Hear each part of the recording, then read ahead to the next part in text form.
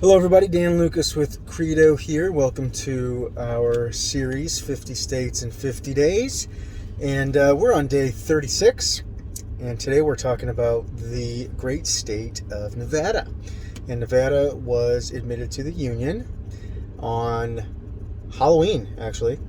So October 31st, 1864. So less than a year before the Civil War ended. Nevada, Vegas, baby, right? That's what you think about. I mean, I was just there a couple weeks ago, and gosh, it was hot. It was like 110 degrees, man, hotter than hot Atlanta even. So, but you know, it was open, it was alive, and it was neat. We were actually at myself and some of my team were at the AICPA annual Engage conference, which is basically for anybody that is in the tax world or wealth management area for high income and high net worth individuals. This is the conference for you. It has like 8 different real specialties, anywhere from CPAs all the way to tax attorneys to PE firms, M&A advisors, personal financial planners, valuation specialists, all kinds of things. So it's sort of the elite conference of the AICPA, and it was a lot of fun. And I'm actually going back in October for the business valuation conference. So I'll be spending a lot of time in Nevada this year. A lot of people have corporations set up in Nevada. There's favorable place to domicile a corporation. It's kind of like Delaware. But that being said, Nevada has no state income tax. So it's one of 7 states that has no state income tax. But today we're going to focus on the programs and incentives in Nevada for businesses, because they do have other types of taxes. State income tax is not the only tax. That's not the only tax source that Nevada has. So I believe it is the governor's, I think it's called GOED, the Governor's Office of Economic Development. They have a lot of programs in Nevada that they use for incentives to benefit businesses. They have business development and assistance programs, workforce development programs. They have innovation-based economic development programs. They have international trade programs, rural community and economic development programs like enterprise zones, opportunity zones. They have procurement assistant and outreach programs, which are titled PTAC, or commonly referred to as PTAC. They have film tax incentives, like a lot of other states that we've talked about, and they have an emerging small business program. So even though they don't necessarily have incentives or tax credits against income tax, personal income tax, they have a lot of different areas where you can get grants and abatements. Abatement means that you can have your tax on something either reduced, like a property tax or sales tax, either reduced or eliminated altogether. So either way, it's still money. So money's money. Let's first talk about the enterprise zone. So Nevada has opportunity zones that really encourage private investment in different areas of Nevada that are kind of most in need of getting a hand up. And let's see,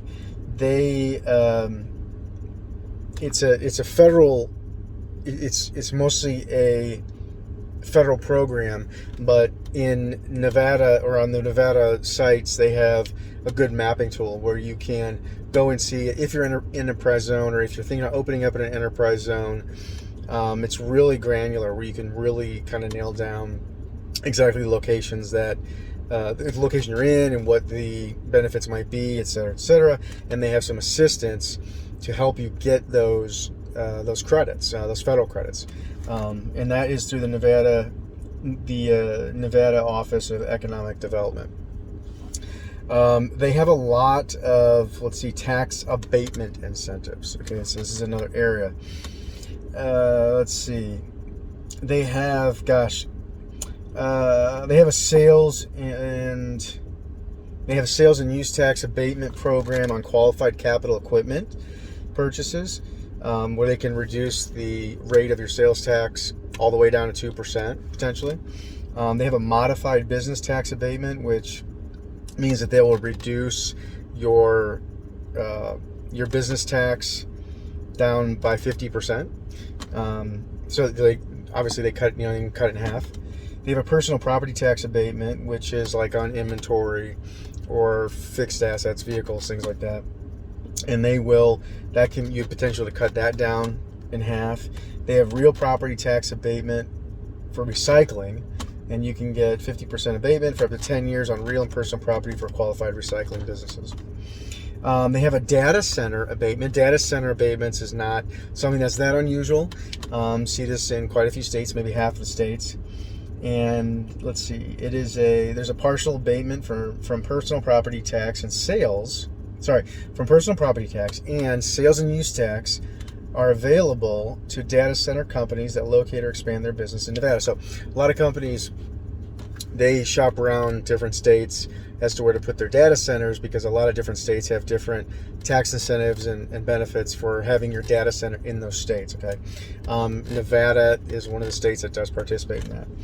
Let's see, they have an aviation parts abatement, which is you can get some personal property sales and use tax abatements if you're an aviation company. Obviously, tons of flights coming in and out of Nevada all the time.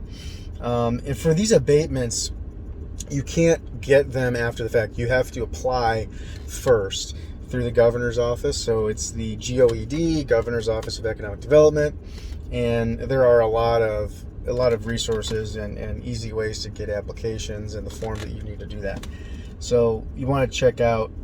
You're going to want to check out on the website of the Governor's Office of Economic Development how to do that exactly. But let me see. I'm looking really quick at the different areas. Yeah. So basically, I want to go back to the enterprise zones really quick. In the enterprise zones in Nevada, and again, you have to apply for these tax abatements in advance. There's a lot of different types of incentives inside these enterprise zones, right? So if you are in one of these enterprise zones, you can get different incentives and credits for capital investment, creating jobs, raising your wages, okay? So there's a lot of different ways you can get and earn tax credits and tax incentives if you are in some of these designated enterprise zones, okay? So they have, I actually have a matrix on this, and if you would like the matrix and the map, I'd be happy to send it to you. Just put a comment in there or send me an email at dlucas@credofinance.com, or go to credofinance.com and send an email to our general mailbox, info@credofinance.com, and I can send you the whole guide that shows the map and all the taxes and incentives that they have inside each of these zones. Okay. Let's go back to, let's see, so there's a workforce development program. I might come back to that. Let's see, I want to look at the innovation-based economic development. So we've talked about R&D credits in the past, and R&D credits are a federal credit as well. They're calling it innovation, which is awesome, because that's kind of what I call it, because I think R&D a lot of times is a misnomer. You know, when you think of R&D, you think of like real scientific stuff with lab coats and stuff. That's not what it is. I mean, a lot of these R&D credits are really more innovation. Okay, it could be a process, could be a system, could be kind of training people to do something new. It could be a business consultant that you bring in to help, right? So there's lots of things that can kind of qualify for it. But anyway, they have a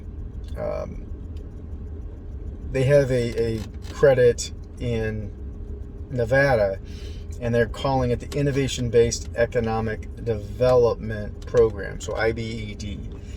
And basically it says you have to be doing something that has 5 core elements: increasing research capacity, commercialization of research, fostering entrepreneurship, increasing access to capital, and build up and expand a technically skilled workforce. So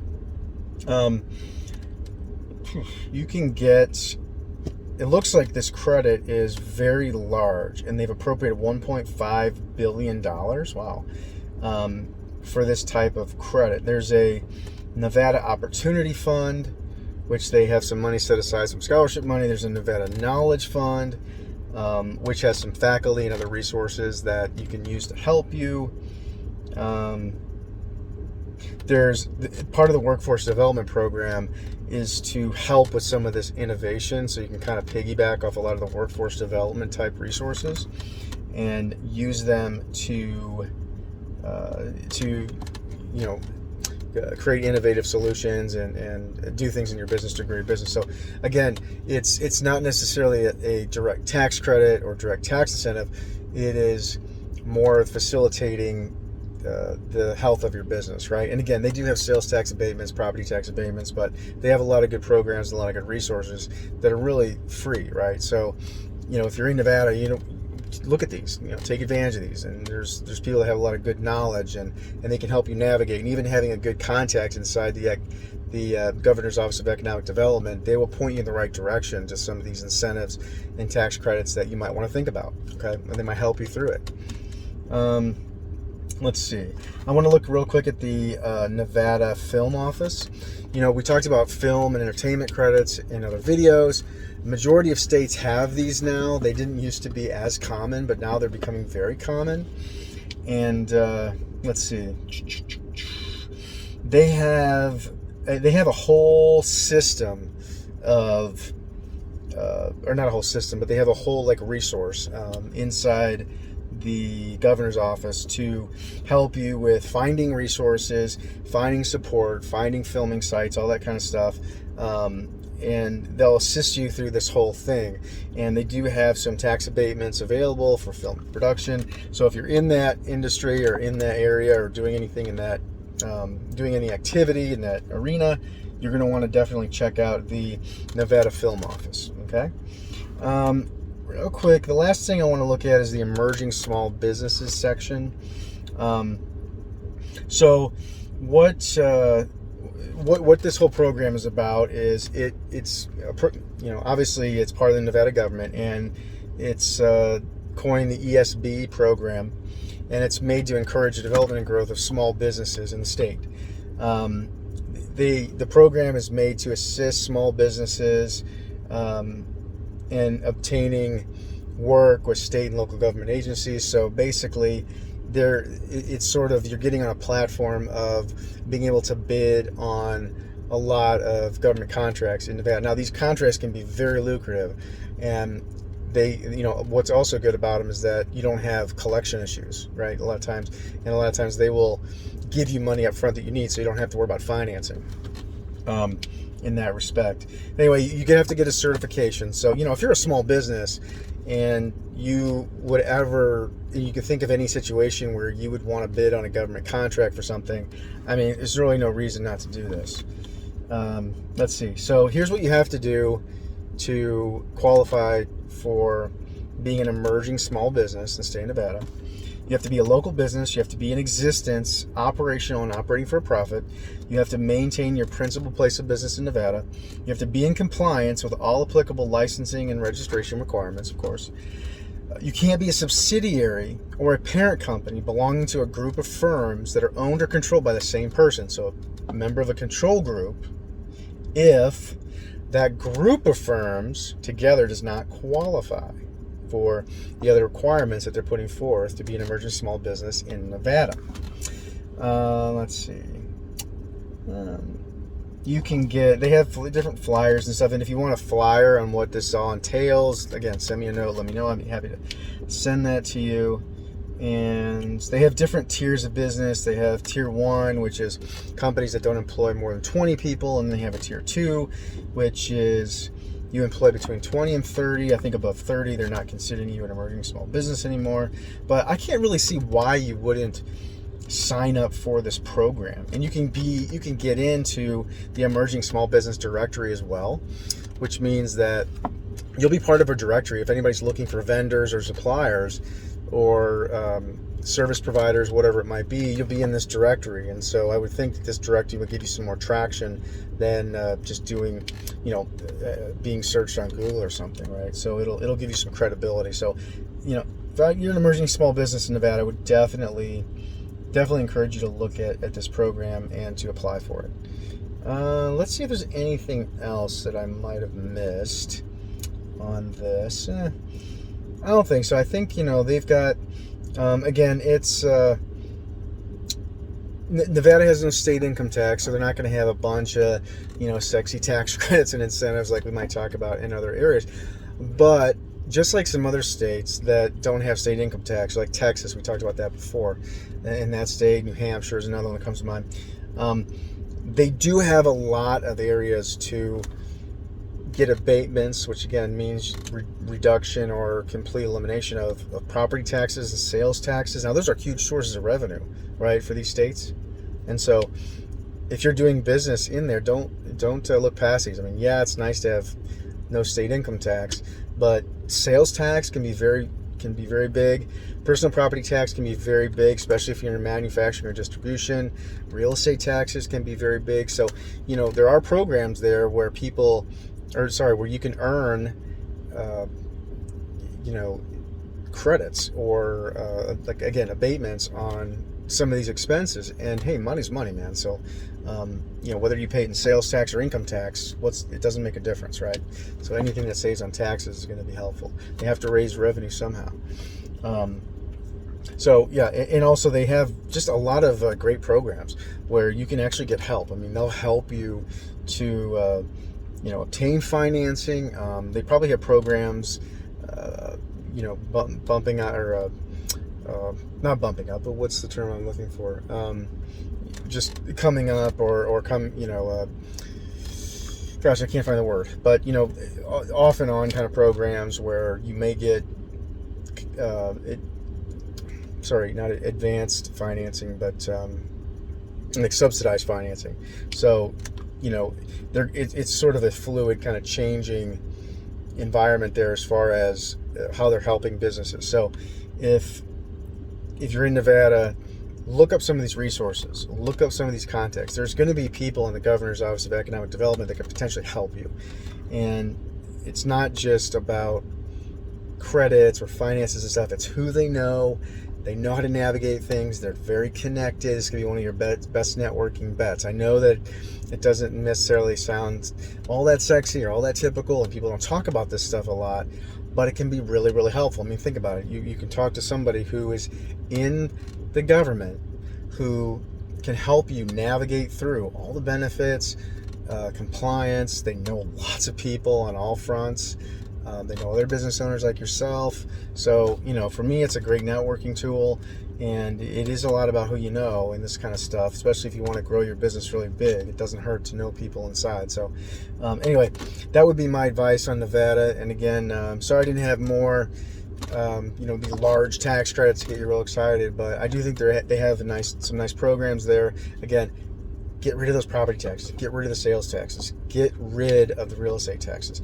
It's all money, right? Just like state income taxes. So look to reduce those. People in states where there's not a personal income tax or a corporate income tax, they typically don't even look.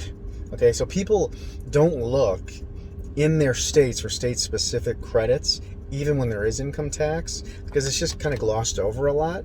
It's just kind of, it is what it is. But especially states with no income tax, people always overlook things in those states, and they end up, I look at their balance sheet or I look at their P&L and I see lots of sales taxes, lots of property taxes, lots of real estate taxes. Well, get those abated if you can. Get rid of them, right? Don't pay them. It goes right to your bottom line. Okay? All right. That's Nevada. Thank you for watching, and I will see you on the next video.